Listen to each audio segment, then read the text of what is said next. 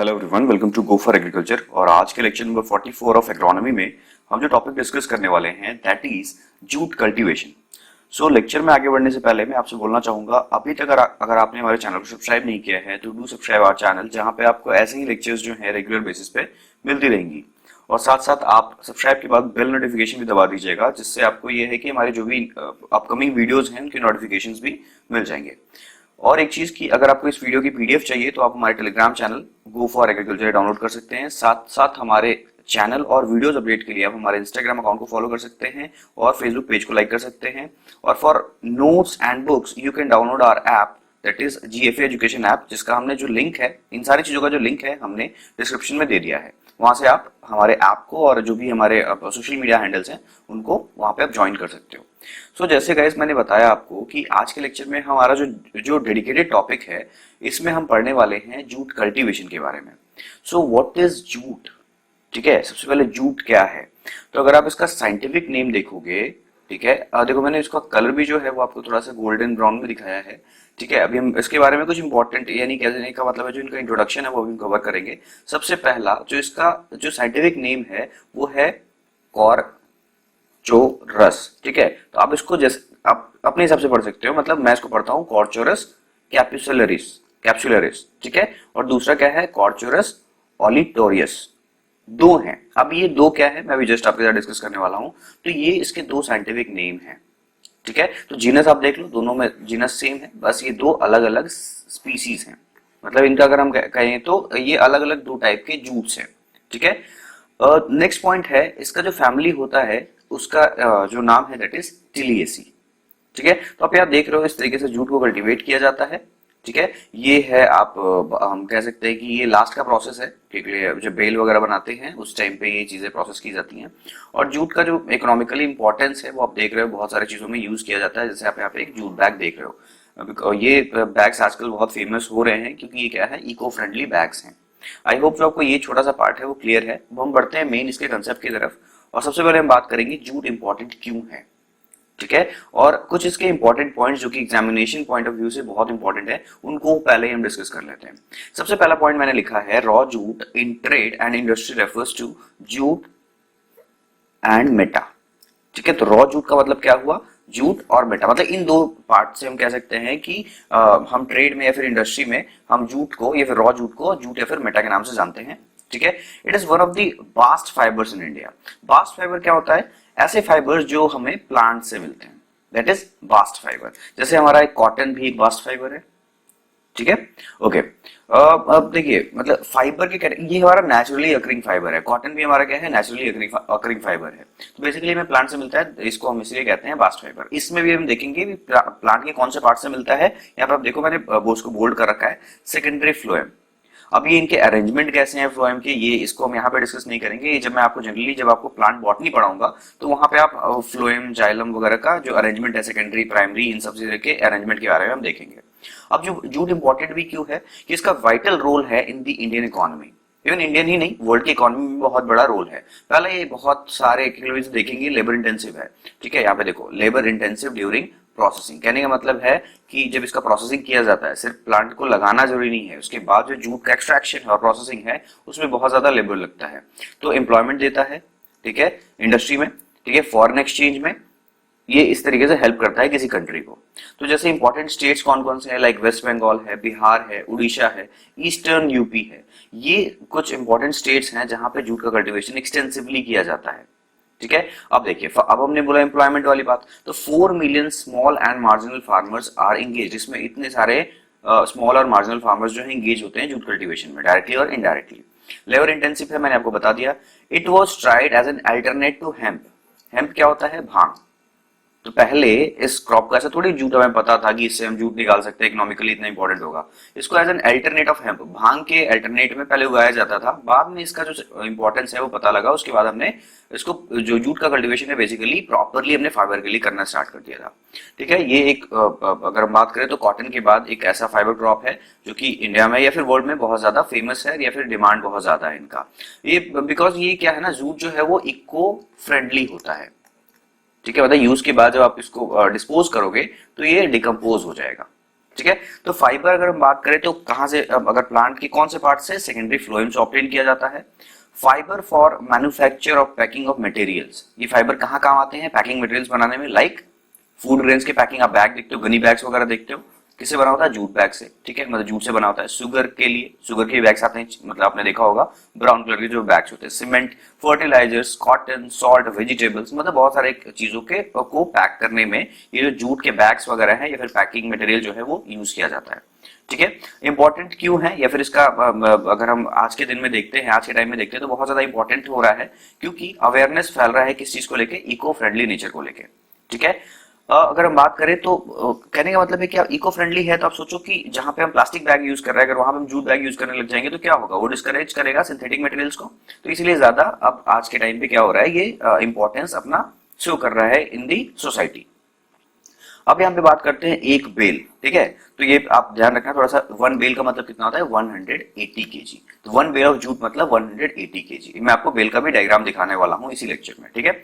Next is national institute, ये important है examination के लिए, 2 पॉइंट तो मैं पहले आपको मेंशन कर देता हूँ। National institute for research on jute and allied fibre technology is situated at Kolkata, ठीक है। तो यहाँ पे जो भी जूट पे रिसर्च वगैरह होता है, नई वेराइटीज वगैरह के बारे में जो भी काम किया जाता है वो कोलकाता में किया जाता है। यहाँ पे मैंने आपको ये दिखाया है कि जूट की 2 वेराइटीज है, एक व्हाइट जूट और दूसरा रेड जूट, ठीक है। तो मैंने आपको 2 साइंटिफिक नेम्स बताए थे ना, कॉर्चोरस, आप देखो फिर से देखो इसको, कॉर्चोरस कैप्सुलरिस और कॉर्चोरस ओलिटोरियस, ठीक है। तो 2 वेराइटीज हैं। अब इसके बारे में थोड़ा सा आगे चलते हैं, ये तुमने इंपॉर्टेंस क्या है उस बारे में डिस्कस किया। अब आते हैं कि कुछ इंपॉर्टेंट कंट्रीज, तो कंट्रीज में कौन कौन से, इंडिया है, बांग्लादेश है, चाइना है, थाईलैंड है, इंडोनेशिया है। तो ये कुछ इंपॉर्टेंट कंट्रीज हैं जो कि जूट प्रोडक्शन में अपने लैंड को मतलब यूज करती हैं। तो अगर हम बात करें इन देशों में भी, तो आपको जो मैंने आपको जो देश यानी कंट्रीज बताए हैं ये उनके उसी हिसाब से है, मतलब कितना लैंड एरिया यूज करते हैं। सबसे ज्यादा लैंड एरिया जूट कल्टीवेशन में इंडिया में ही यूज होता है, सबसे लीस्ट जो है इंडोनेशिया में यूज होता है। प्रोडक्शन वाइज बात करें तो सबसे ज्यादा अगर प्रोडक्शन इंडिया में ही होता है, लैंड भी सबसे ज्यादा यूज हो रहा है और अच्छी वेराइटीज में है, तो सबसे ज्यादा प्रोडक्शन भी यहाँ पे हो रहा है। प्रोडक्शन मतलब सिंपल सा मतलब हो गया मिलियन टन्स में, ठीक है। और प्रोडक्टिविटी मतलब production per hectare of the land में अगर हम बात करते हैं तो सबसे ज्यादा चाइना का है, मतलब वहां पे सबसे best varieties of the jute जो है वो यूज की जाती हैं। तो प्रोडक्टिविटी में कौन सबसे ज्यादा आगे है, चाइना, और प्रोडक्शन में कौन आगे है, इंडिया, ठीक है। ये हमारा जो डेटा है वो पुराना थोड़ा डेटा है, तो अभी भी यही ही होगा क्योंकि वेराइटीज जो है अभी भी चाइना उसी तरीके से यूज कर रहा है। अब इंडिया में अगर हम बात करें पार्टिकुलरली, तो इंडिया में मैंने आपको पहले बताया वेस्ट बंगाल, बिहार, असम, उड़ीसा, ठीक है। ये जो कुछ स्टेट्स हैं वो प्रीडोमिनेंटली जो जूट है उसका कल्टीवेशन करते हैं। ऑरिजिन के बारे में बात करें तो देखिए कॉर्चोरस ओलिटोरियस, ठीक है, इसका प्राइमरी ओरिजिन कहा जाता है अफ्रीका और सेकेंडरी ओरिजिन कहा जाता है इंडिया। कहने का मतलब क्या है, प्राइमरी ओरिजिन और सेकेंडरी ओरिजिन क्या होता है। प्राइमरी ओरिजिन कहने का मतलब है कि जो वाइल्ड वैरायटी थी ना सबसे पहले अफ्रीका में मिली, दिस इज अफ्रीका, ठीक है। Africa is the primary origin, ठीक है। अफ्रीका से वो आया इंडिया, ठीक है, और इंडिया से फिर इसका विस्तार हुआ है या फिर स्प्रेड हुआ है पूरे वर्ल्ड में, ठीक है। तो India is the secondary origin, primary origin is the Africa and secondary origin is the India.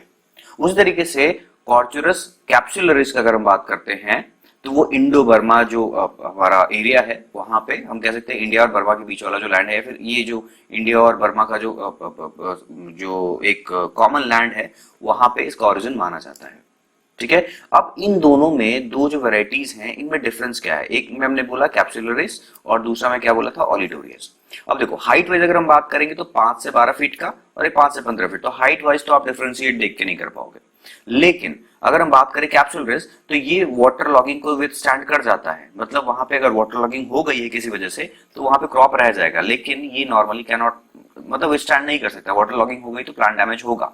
Duration 3 से 5 मंथ, ये 4 से 5 मंथ, ठीक है। स्टेम अगर हम बात करें तो स्टेम मतलब कहने का तना कैसे शेप का होगा, दैट इज सिलिंड्रिकल, और इसमें भी सिलिंड्रिकल। ब्रांचेस बात करें तो ब्रांचेस ब्रांच भी हो सकते हैं, अनब्रांच भी हो सकते हैं। यहाँ पे branch but less vigorous, vigorous मतलब भीड़ भाड़ कम है, और ब्रांचेस जो है थोड़ा सा सेपरेट से, ठीक है। कैप्सूल यानी फ्रूट के बारे में बात करें तो इतना ज्यादा हमें इस चीज पे डिस्कस नहीं करना है क्योंकि ये जो फ्रूट है या फिर कैप्सूल जो है ज्यादा यूज होता नहीं है हमारा, ठीक है, मतलब जूट में इस चीज का यूज नहीं करते हैं। तो आप इसको पढ़ सकते हैं, आप सीट्स वगैरह देख लो, एक पॉड में 125 से 200 इधर पे, और यहाँ पे हमारे 30 से 40 जो है 35 टू 40 जो ये है हम इसमें मिलता है। अब यहाँ पे आ जाता है बात कि 300 ग्राम जो सीड है उसका वजन अगर हम बात करते हैं कैप्सूल रिस्क में तो 1 ग्राम का होता है, कहने का 300 सीड का वजन जो मिलाते हैं तो वो 1 ग्राम बनता है, और इधर ऑलिटोरियस में 500 सीड मिलाने पे 1 ग्राम बनता है। तो सोचो इसके इनके सीड जो क्या होंगे ऑलिटोरियस के, छोटे होते हैं। ठीक है, तो ऐसे तो इतना तो आपको मतलब बेकार क्वेश्चन पूछेगा नहीं, फिर भी आप देख लो कि 300 सीड से 1 ग्राम बन रहा है, अरे एक जगह 500 सीड से बन रहा है, तो ऑलिटोरियस क्या हो जाएगा, स्मॉल सीड्स हो जाएंगे।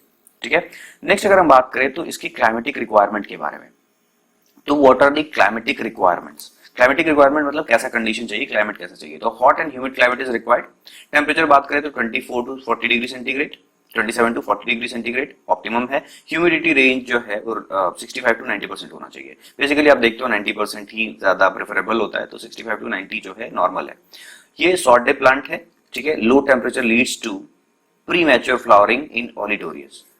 कहने का मतलब है अगर लो टेम्परेचर ज्यादा हुआ तो प्री मैच्योर फ्लावरिंग हो जाएगी, ठीक है, इन ऑलिटोरियस में। ऑलिटोरियस एक जो स्पीसीज या फिर वैरायटी जो है उसमें ये जो है प्री मैच्योर हो जाता है, ठीक है।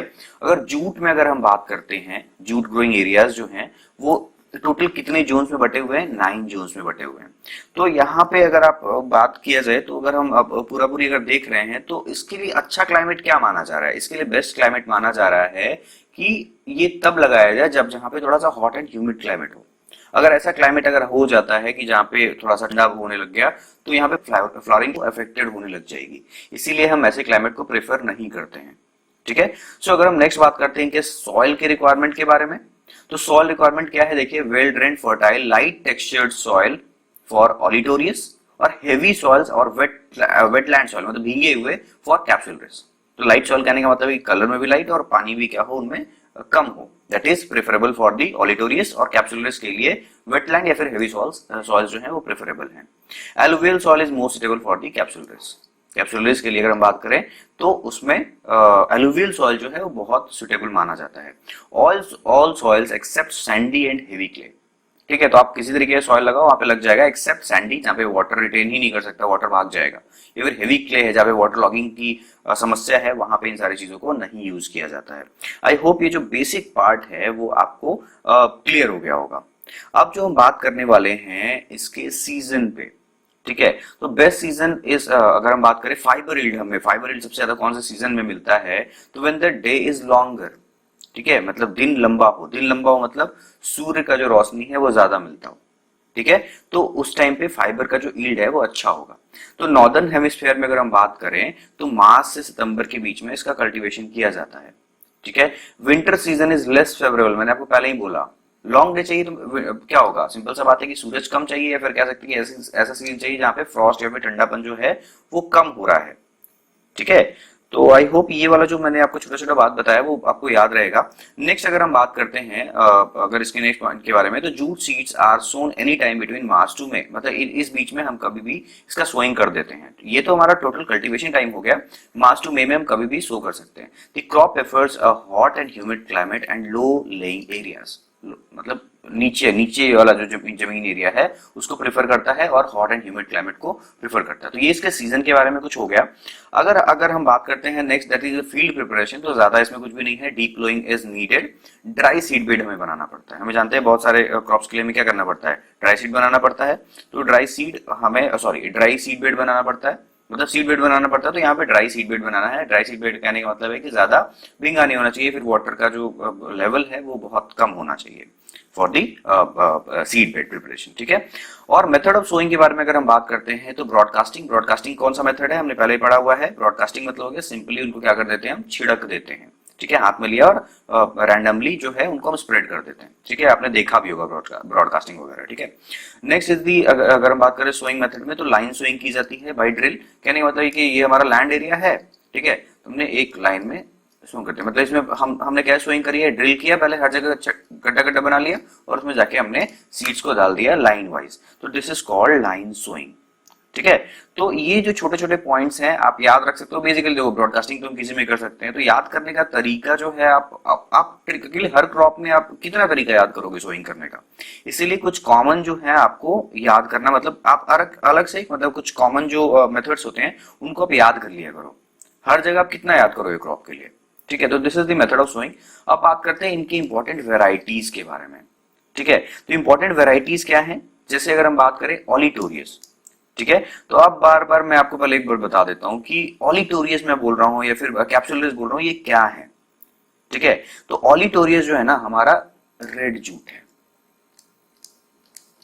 ठीक है। और जो कैप्सुलरिस है वो हमने दो तरह का जूट बताया था ना स्टार्टिंग में, ठीक है। ये है हमारा व्हाइट जूट, ठीक है। तो आप कंफ्यूज ना हो, इसी वजह से आप एक को याद रखोगे, ठीक है। आप या तो ओ आर से आप याद रखो ऑलिटोरियस और रेड, ठीक है, या फिर कैप्सुलरिस और व्हाइट, मतलब व्हाइट जूट को हम कहते हैं कैप्सुलरिस और ऑलिटोरियस इज द रेड जूट। तो इसकी कुछ इंपॉर्टेंट वेराइटीज हैं, जैसे जेआरसी 212, जेआरसी 321, ठीक है। उसी तरीके से कैप्सुलरिस में क्या है, जेआरओ 524, ठीक है। उसी तरीके से जेआरओ 878। अब देखो मुझे यहाँ पे कुछ थोड़ा सा एक ट्रिक दिख रहा है, ओ वाले जो भी है ना वो उल्टे कैप्सुलरिस में है और जो सी वाले हैं वो ऑलिटोरियस में है। तो आप इस तरीके से याद कर सकते हो, जितने जेआरसी वाले हैं जिसमें सी होगा वो ऑलिटोरियस में बोलना, और आपको जिसमें ओ दिखेगा वो आप कैप्सुलरिस में बोल सकते हो। तो ये कुछ इंपॉर्टेंट वेराइटीज हैं जिनको या फिर आप इसको यूज कर सकते हो, ठीक है। तो अगर थोड़ा सा मैं आपको बताना चाहूँ कि व्हाइट जूट जो होता है ना, यानी जो कैप्सुलरिस होता है, इनका लीफ अगर कोई टेस्ट करता है ना तो वो कड़वा होता है, बिटर, ठीक है। इसीलिए जो इसका उल्टा है, कैप्सुलरिस क्या हो गया, इसके जो लीव्स होते हैं बिटर होते हैं, ठीक है। तो इन कंपेयर अगर हम बात करें तो ये मीठे नहीं होते, ऑलिटोरियस वाले नॉर्मल होते हैं। तो इसीलिए कई बार इसको अगर हम बात करें तो जो ऑलिटोरियस है इसको कई बार कहा जाता है तोसा, ठीक है, या फिर इसको मीठा पत्ता या फिर मेठ पत्त भी कहते हैं। पत्त मतलब पत्ता हो गया, तो मीठा पत्ता के लिए मीठ पत्त भी कहा जाता है, फिर तोसा भी कहा जाता है ऑलिटोरियस को। आई होप आपको जो छोटा छोटा जो पार्ट है ना ये समझ में आ रहा होगा, ठीक है। उसी तरीके से अगर हम बात करें कि व्हाइट जूट, तो व्हाइट जूट कैसा है, बिटर है, तो इसको कई बार तीता भी कहा जाता है। तीता मतलब तीखा जो होता है ना, दैट इज तीता, ठीक है। ये वाला जो वैरायटी वाला पार्ट है और आपको जो रेड और मैंने व्हाइट बताया वो आपको याद रहेगा। तो आप याद रखना, जैसे ऑलिटोरियस रेड होता है तो ओ आर आप याद कर सकते हो, ठीक है। नेक्स्ट अगर हम बात करते हैं इनमें इंटर कल्चरल ऑपरेशंस के बारे में। इंटर कल्चरल ऑपरेशंस कहने का मतलब क्या हुआ, मतलब बीच बीच में हम फील्ड में हमें क्या ऑपरेशंस करने हैं, ठीक है। तो इसमें हम क्या करते हैं, रेकिंग करते हैं, होइंग करते हैं और वीडिंग करते हैं। रेकिंग मतलब क्या, आपने कभी फील्ड में ऐसा औजार देखा है कभी यूज करते हुए, या फिर अपने टॉम एंड जेरी अगर बचपन में देखा होगा तो टॉम ये बहुत यूज करता था जेरी को मारने के लिए, ऐसा, ठीक है।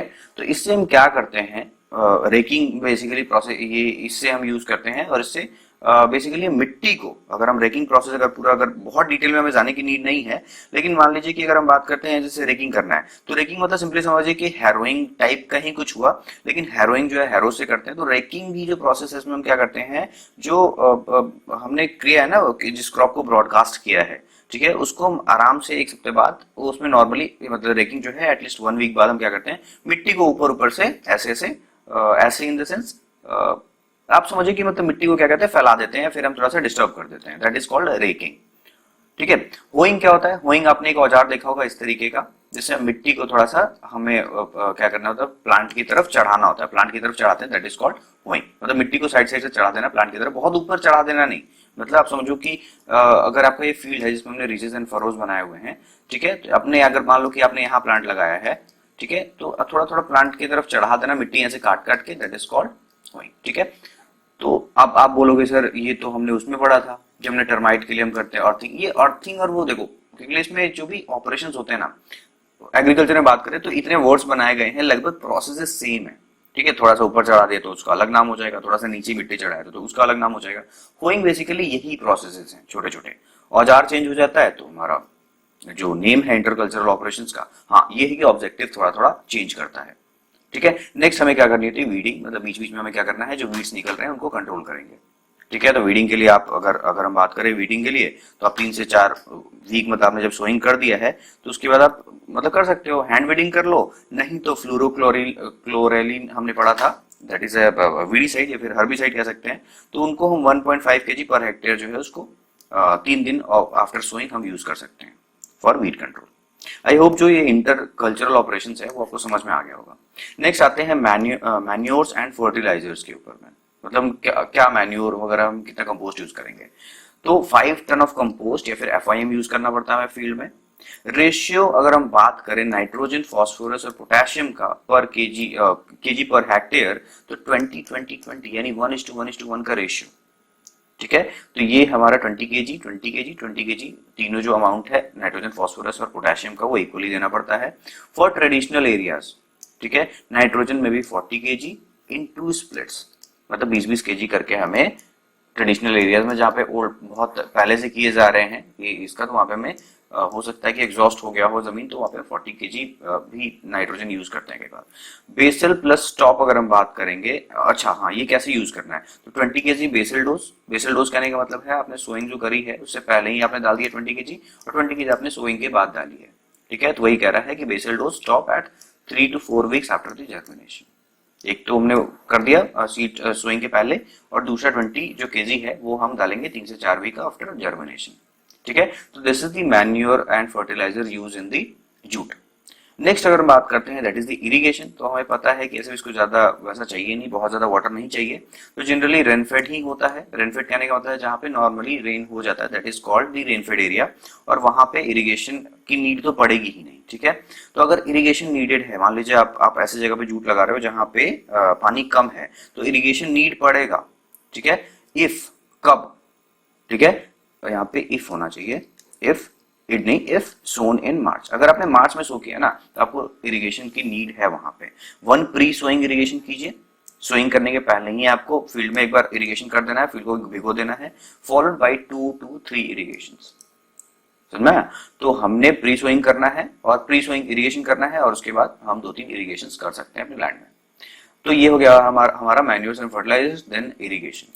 नेक्स्ट बात करते हैं हार्वेस्टिंग के बारे में, ये इंपॉर्टेंट है। ठीक है, क्रॉप को काट लेना सिर्फ वो चीज क्या इंपॉर्टेंट, ठीक है, हमें मेन क्रॉप काट लेना, उसमें से जो हमारा जो इकोनॉमिकल चीज है उसको निकालना वो इंपॉर्टेंट हो जाता है। तो हार्वेस्टिंग क्या है, अब कब करते हैं, पहले इसके बेसिक प्रोसेस को देखते हैं। एनी टाइम बिटवीन 100 से 150 दिन में कभी भी कर सकते हैं हार्वेस्टिंग, वो डिपेंड करता है क्रॉप पे। ठीक है, या फिर दो वेराइटीज हैं उन पे डिपेंड करेगा। Better quality when harvested early, अगर हमने हार्वेस्ट टाइमली कर लिया तो वो बेटर क्वालिटी मिलेगा हमें, मतलब ईल्ड जो है फाइबर का अच्छा होगा। Higher quantity if harvested later, amount अगर हमें ज्यादा देखना है, क्वालिटी वाइज अगर हमें करना है तो आपको हार्वेस्ट जल्दी करना पड़ेगा। क्वांटिटी वाइज ज्यादा चाहिए फाइबर तो हार्वेस्ट लेटर करो। ठीक है, के लिए देखो प्राइमरी, सेकेंडरी, टर्शियरी फ्लोएम बहुत सारे बन जाएंगे, मेन तो हमारे सेकेंडरी फ्लोएम से ही मिलेगा, लेकिन फ्लोएम का अगर कंटेंट बढ़ गया तो आपको क्वांटिटी ज्यादा मिलेगी, क्वालिटी अच्छी नहीं मिलेगी। आइडियल हार्वेस्ट अगर हम बात करें when the crop is in the small pod stage, pod के बारे में हम लोग बात कर रहे थे ना थोड़ी देर पहले, जो हमने डिफरेंस जहां पड़ा था, तो स्मॉल पॉड स्टेज एक स्टेज होता है जब वो कब आता है, 120 से 135 दिन, देख रहे हो यही टाइम के बीच का रेंज है ना, तो उस टाइम पे आइडियल हार्वेस्ट माना जाता है। Plant are cut close to the ground with sickle, sickle से यानी हंसुए से जो ग्राउंड के जस्ट ऊपर से हम लोग इसको काटते हैं, मतलब क्या लिखा है, plants are cut from the bottom, नीचे से काटा जाता है। लीव्स आर स्ट्रिप्ड ऑफ, मतलब निकाल दिया जाता है, लीव्स को तोड़ दिया जाता है, हटा दिया जाता है from the top. Accumulated in bundles, इनको बंडल्स में रखा जाता है। आप यहाँ देख रहे हो, यहाँ पे ऐसे कैसे रखा गया है, ये एक बंडल यहाँ दिख रहा होगा, बंडल बंडल मतलब करके इनको एक जगह रखा जाता है हार्वेस्टिंग। ठीक है, इसमें इंपॉर्टेंट एक प्रोसेस होता है, कई बार आपसे एग्जामिनेशन में पूछा गया रेटिंग। What is retting? तो retting is the process of extraction of the fibre. हमने इसको हार्वेस्ट कर लिया, अब हमें फाइबर निकालना है, तो कौन से प्रोसेस से निकलेगा, रेटिंग प्रोसेस से। तो रेटिंग प्रोसेस क्या कोई फिजिकल प्रोसेस है, मैकेनिकल प्रोसेस है? यस है, लेकिन साथ साथ उसमें बैक्टीरिया भी काम करते हैं। ठीक है, तो आप इसको कह सकते हो फिजियो बायोकेमिकल। ठीक है, चलिए next, bundles are then submerged in water for 7 to 10 days. मतलब रेटिंग में हम क्या करते हैं, जो बंडल हमने बनाया है उनको 7 से 10 दिन पानी में छोड़ देते हैं। अब पानी में छोड़ने से हुआ क्या, retting take place due to joint action of water, जो वाटर है उसके aquatic and plant surface organisms, ठीक है, जो ऑर्गेनिज्म प्रेजेंट है पानी में, और मोस्टली बैक्टीरिया, ये रेटिंग प्रोसेस में हेल्प करता है। ठीक है, इससे क्या होता है, cambium and cortex get decompose, मतलब जो बैक्टीरिया है ना, कैम्बियम और कॉर्टेक्स को डिकम्पोज कर जाता है, और हमें क्या मिलता है, सेकेंडरी फ्लोएम से फाइबर मिलता है। That is the process called rating. I hope जो रेटिंग प्रोसेस है वो समझ में आ गया होगा। अच्छा, आप इमेज देखो, ये जो कर रहे हैं ना, ये एक minute, wait wait wait wait, मुझे बैक स्क्रीन जाने दो, मैं आपको दिखाता हूँ। Wait a second. यस, ये जो प्रोसेस है ना, दिस इज रेटिंग। आप जो देख रहे हो बंडल्स में हमने पानी में डाल दिया, इनको 7 से 10 दिन डाला, दिस इज कॉल्ड रेटिंग। इसे फाइबर निकालना है, इसलिए हम करते हैं ऐसा। नेक्स्ट अगर हम बात करते हैं, दैट इज स्ट्रिपिंग करना होता है। ठीक है, तो स्ट्रिपिंग मतलब क्या हुआ? The labour holds the stem in one bunch, stems को एक बंच में पकड़ते हैं, taps the root and tightly lightly with a mallet. ठीक है, अभी बताता हूं, आपको इमेज दिखाता हूं, ज्यादा क्लियर हो जाएगा। This frees the fibre at the foot of the stalk. ठीक है, the fibre is then grasped by lashing and jerking the stem in water and rest of the fibre loosens and comes off. ठीक है, कहने का इतना ही बस मतलब है, जब हमने रेटिंग कर लिया, फाइबर जो है उसको फाइबर को निकालना है। ठीक है, फाइबर तो देखिए आपने रेटिंग प्रोसेस किया है कि फाइबर को सेपरेट करो, आप सेपरेट किए तुम निकालोगे ना, तो निकालने का प्रोसेस जो है दैट इज स्ट्रिपिंग। आप इमेज में आपको दिखाता हूँ स्ट्रिपिंग में होता क्या है। आप ये जो इमेज देख रहे हो ना, ये दिस इज कॉल्ड, ये खींच के निकाला जा रहा है ना, एक साइड को हमने लूजली थोड़ा पकड़ लिया है और दूसरे दूसरे साइड से क्या किया है, खींचना स्टार्ट किया है, और यहाँ से हम निकाल रहे हैं जूट को। ठीक है, मतलब ये जूट कॉमर्शियली इंपॉर्टेंट नहीं हो रहा है, लेकिन ये अभी हम जूट निकाल रहे हैं, that is called stripping process. Next अगर हम बात करते हैं ड्राइंग, उसको हमने निकाले, गीला है ना, तो देखो पानी में, इसको ड्राइंग करना है। तो jute fibres are kept hanging on makeshift hangers for drying. वहां पे आपने देखा होगा भी, चलिए मैं आपको एक इमेज दिखाने की कोशिश करूंगा। इवन मैंने ऐड तो नहीं किया, मुझे गूगल पे ही जाना पड़ेगा। तो बेसिकली हैंगर्स पे हम क्या करते हैं, इनको ड्राई करते हैं। This process takes for 2 to 3 days, मतलब 2 से 3 दिन इनको ड्राई किया जाता है। Now the fibre is ready to be marketed, इनको ट्रांसफर किया जा सकता है। हियर ग्रेडिंग बिकम्स, एक मिनट मुझे थोड़ा सा इमेज हटाना पड़ेगा। So here grading becomes imperative depending on the fineness, colour, density, clearness, ETC. मतलब कहने का मतलब है यहाँ पे अब जूट की भी क्वालिटी होगी। ठीक है, तो क्वालिटी मैं आपको बता देता हूं, TD1 से लेके TD7, ये जो है ना, ये रेंज है, मतलब TD1, TD2, TD3, T7 तक हम जाते हैं। ठीक है, तो इसमें जो सबसे बेस्ट क्वालिटी की है दैट इज कॉल्ड TD1, और सबसे जो वर्स्ट क्वालिटी है दैट इज TD7।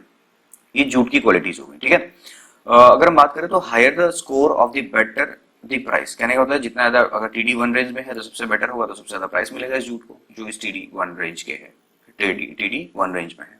ठीक है, सो ये छोटा पार्ट हो गया। अगर हम बात करें, देखिए ग्रेडिंग के बारे में तो हमने देख लिया। मैं आपको एक जो इमेज है ना, मैं आपको क्या करूंगा, जो टेलीग्राम ग्रुप है हमारा, वहां पे मैं आपको एक शेयर करूंगा, आप वहां से भी देख सकते हो। ग्रेडिंग आपको ज्यादा डिटेल जाने की जरूरत नहीं है, ठीक है, लेकिन मैं आपको एक इमेज शेयर करूंगा जो आप देख सकते हो ग्रुप में, कि TD जो हमने बोला ना, TD1 और ये जो ग्रेडिंग है, तो ये क्या है, बस सिंपली है TD1 में अगर बात करते हैं तो वेरी गुड क्वालिटी हो गई।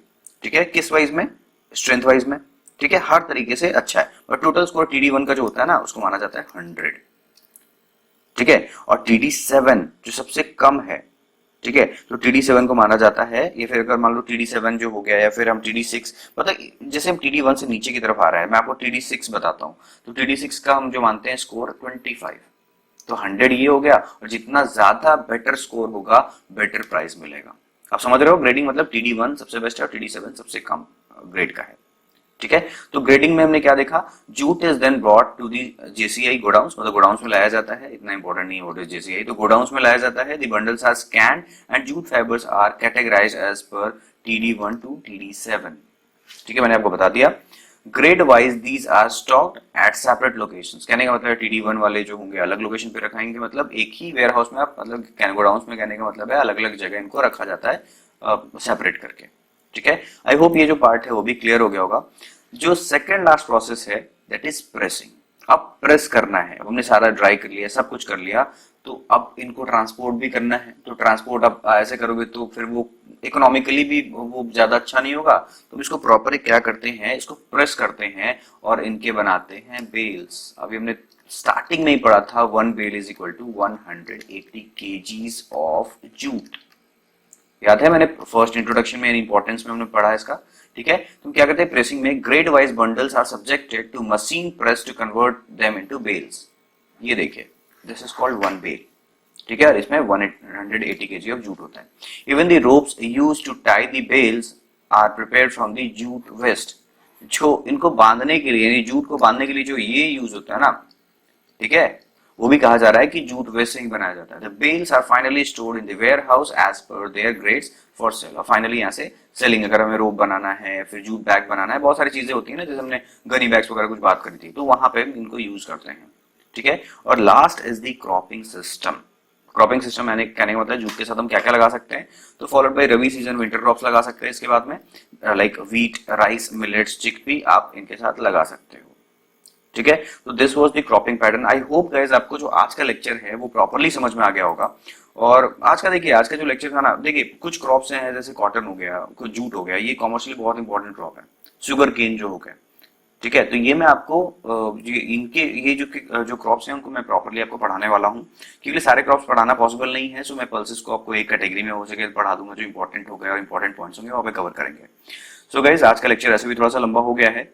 सो अगर तो मैं आपको लास्ट में ही बोल रहा हूँ कि अगर आपको कोई मेरी इनकमिंग जो या फिर अपकमिंग जो वीडियोस अगर आपको लगती है कि नहीं ये 40 मिनट्स की वीडियो है, तो मुझे सारा बहुत कुछ बताना होता है आपको लेक्चर में, तो सो मे बी वो लेक्चर थोड़ा लंबा हो जाता है। तो मैं आपको यही बोलूंगा, अगर आपको लगता है कि नहीं सर आप थोड़ा सा स्लो चल रहे हो, तो आप क्या करो कि आप वीडियो को या तो 1.5x टाइम करके देख लो या फिर 2x टाइम करके, आपको ज्यादा सुटेबल लगे आप उस टाइम पे उस तरीके से वीडियो को देख सकते हो। सो गाइस आई होप कि आपको आज का लेक्चर समझ में आया होगा। Thanks for watching this video, till then stay tune.